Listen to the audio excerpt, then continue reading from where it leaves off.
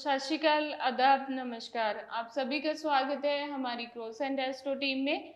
तो आज हम बात करेंगे कि तलाक से बचने के लिए हमें कौन से उपाय करने चाहिए जिससे पति पत्नी के बीच होने वाले झगड़ों और तलाक को रोका जा सकता है। तो जैसे कि हम जानते हैं कि पति पत्नी एक ही गाड़ी के दो पहिए होते हैं। कई बार उनमें लड़ाई झगड़ा बहुत ज्यादा बढ़ जाता है कि तलाक तक की नौबत आ जाती है। तो किस वजह से हमारे झगड़े तलाक का रूप धारण कर लेते हैं और उससे बचने के लिए हमें क्या करना चाहिए, इसके बारे में हमें जानकारी देंगे पंडित सनी कुमार जी। तो पंडित जी, स्वागत है आपका हमारी क्रॉस एंड एस्ट्रो टीम में।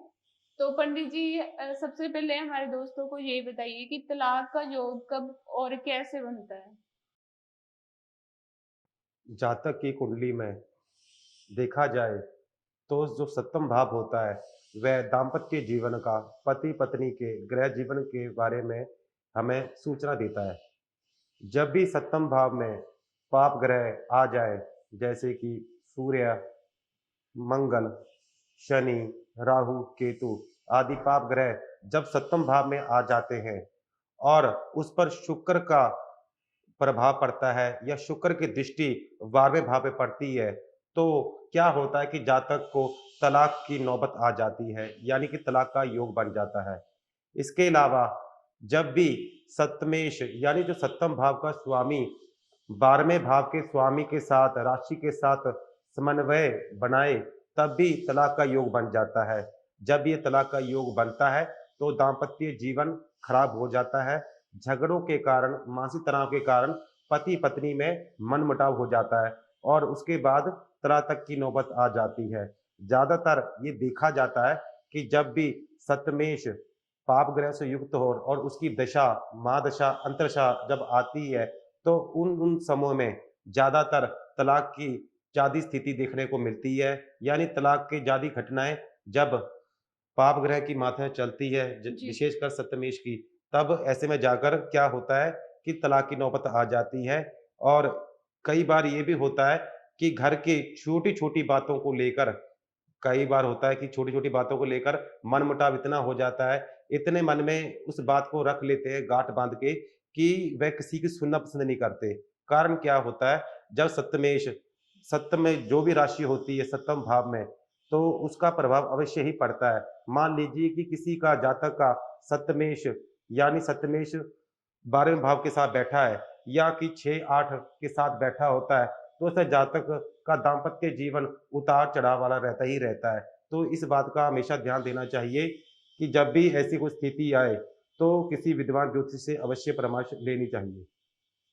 पंडित जी, ये तो बात होगी योग की। तो हमारे दर्शकों को ये बताइए कि अगर तलाक के कारण बन रहे हैं तो उसके पीछे कौन से ग्रह जिम्मेवार होते हैं।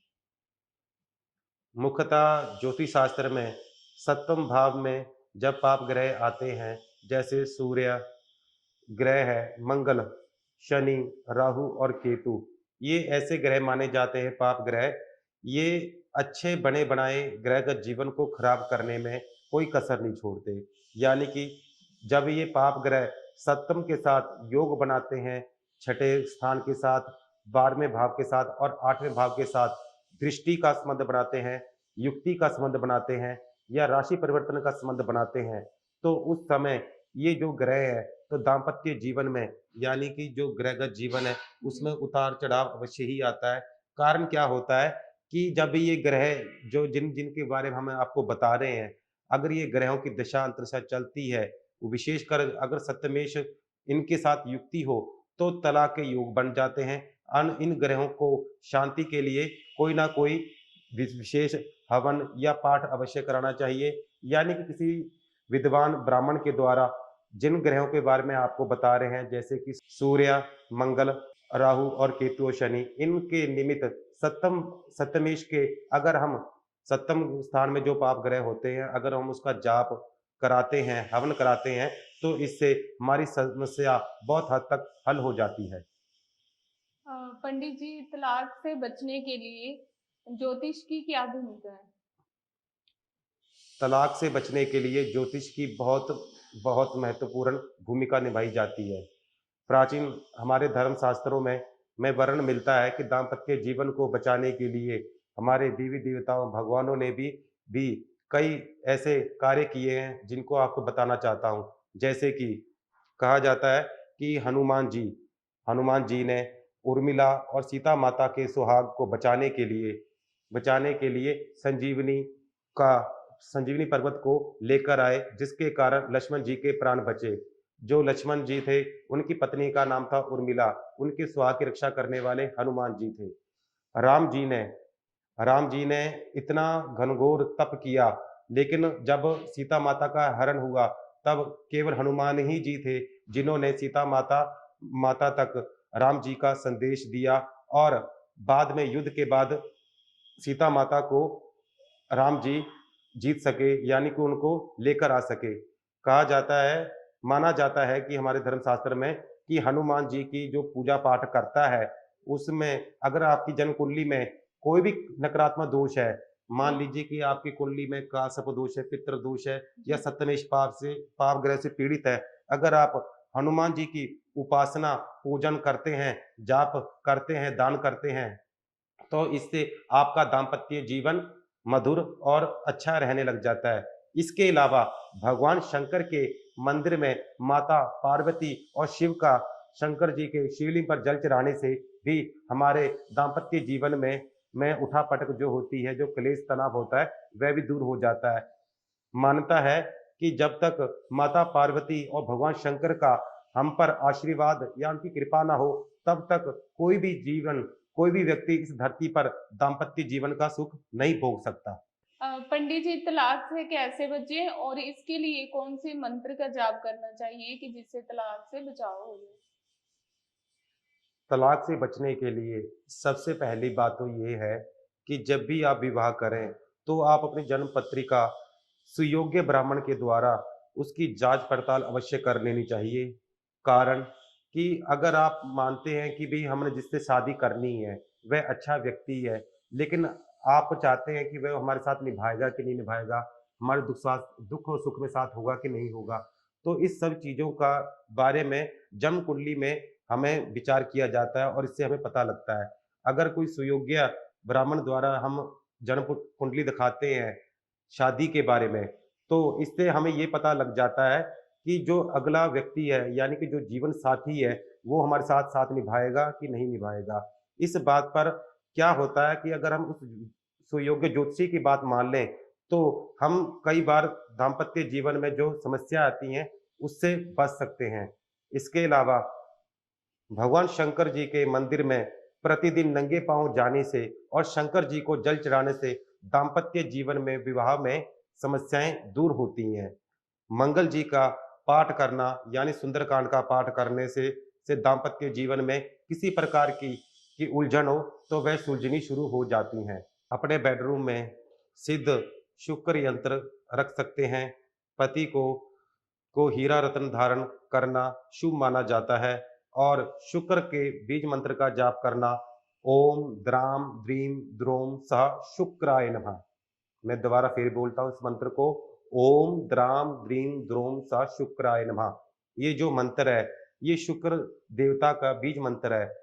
अगर दाम्पत्य जीवन में मधुरता ना हो, पति-पत्नी में क्लेश बढ़ रहा हो, तो इस मंत्र का अगर आप 1 माला सुबह, 1 माला शाम अगर आप जाप करते हैं, तो दाम्पत्य जीवन में मधुरता आती है और तलाक की नौबत नहीं आती। अगर दाम्पत्य जीवन में किसी प्रकार की कड़वाहट है, तो वह दूर हो जाती है। पंडित जी, तलाक के ऐसे कौन-कौन से कारण हैं जिसका ज्योतिष शास्त्र में वर्णन है? ज्योतिष शास्त्र में तो ऐसे तो बहुत सारे कारण बताए जाते हैं, बहुत अनगिनत कारण हैं, जिसके कारण तलाक की नौबत आ जाती है या दाम्पत्य जीवन में मनमुटाव हो जाता है या तनाव उत्पन्न हो जाता है। फिर भी मैं आपको कुछ ऐसे मुख्यतः उपाय या लक्षण बताना चाहता हूँ जन्म कुंडली में, जिन जातकों की कुंडली में बृहस्पति अगर अकेला हो सप्तम भाव में और उस पर पाप ग्रह की दृष्टि हो, तो दाम्पत्य जीवन में तनाव चिंताएँ उत्पन्न हो जाती हैं। अगर सप्तमेश छठे छठे ग्रह के साथ यानी छठे भाव के साथ, अष्टम भाव के साथ और द्वादश भाव के साथ युक्ति बनाता हो, तो इससे भी दाम्पत्य जीवन में कड़वाहट, रिश्तों में कड़वाहट आनी शुरू हो जाती है। इससे क्या होता है कि शुरू-शुरू में तो पति पत्नी में दोनों में घनिष्ठ संबंध रहता है। लेकिन इन ग्रहों के कारण जबकि सत्य में जब पाप पीड़ित होता है, तो दाम्पत्य जीवन में कलह क्लेश या तक की तलाक की नौबत उत्पन्न हो जाती है। 12वें भाव का अगर 12वां भाव का स्वामी सप्तमेश के साथ युक्ति बनाकर बना रहा हो या देख रहा हो, तब भी तलाक की नौबत आ जाती है या तलाक का योग बन जाता है। जाने-अनजाने में कई बार ऐसा भी देखा जाता है कि छोटी-छोटी बात पर लोग कोर्ट कचहरी में चले जाते हैं। इसी का कारण यही माना जाता है कि सप्तमेश पीड़ित होता है। जन्म कुंडली में जब सप्तम भाव पीड़ित होता है या पाप ग्रहों के साथ होता है या सप्तमेश त्रिक भाव में हो, या फिर ऐसा भी माना जाता है कि जो छठा भाव, अष्टम भाव, द्वादश भाव होता है, इनके साथ युक्ति बनाता हो, तो इसमें दाम्पत्य जीवन में खराहट होने लग जाती है और तलाक की नौबत आ जाती है। पंडित जी, ज्योतिष शास्त्र के अनुसार तलाक से बचने के लिए हम कौन-कौन से उपाय कर सकते हैं? ज्योतिष शास्त्र के अनुसार सबसे पहले तो अगर हमारे जन्म कुंडली में दिखाई दे रहा है कि पाप ग्रह सप्तम के कारण हमारा ये नुकसान हो रहा है दाम्पत्य जीवन का, तो उसका जाप कराना चाहिए। मंगल का जाप करना सबसे उत्तम माना जाता है। सुंदरकांड का पाठ भी उत्तम माना जाता है दाम्पत्य जीवन में मधुरता लाने के लिए। अपने इष्ट देव का ध्यान पूजन करना से भी लाभ प्राप्त होता है। शनिवार के दिन पीपल के वृक्ष की को जल चढ़ाना और उसकी परिक्रमा करने से भी दाम्पत्य जीवन में लाभ प्राप्त होता है। इसके अलावा भगवान शंकर जी के मंदिर में जाकर प्रतिदिन दूध, चीनी, चावल इनमें से कोई भी पदार्थ अगर आपके पास हो समर्थानुसार, तो उसे अवश्य दान करना चाहिए। इससे दाम्पत्य जीवन अच्छे मधुरमय होते हैं। अपने कुल देव इष्ट देवी के मंदिर में जाकर साल में, महीने में, वर्ष में जब भी आपको मौका मिले, तो अपने जी। इष्ट देवी या कुल देवी या अपनी सती माता जो होती है, उनके निमित्त प्रसाद वगैरह और उनका दर्शन ज़रूर लेना चाहिए। इससे दाम्पत्य जीवन में जो भी उठा-पटक होती है, वह दूर हो जाती है। बृहस्पतिवार को केले का जो वृक्ष होता है, उस पर अगर आप हल्दी हल्दी वाला जल चढ़ाते हैं और चने की दाल भिगोई हुई अगर आप समर्पित करते हैं केले के वृक्ष को, तो जी, उससे भी दाम्पत्य जीवन में मधुरता आनी शुरू हो जाती है। जी।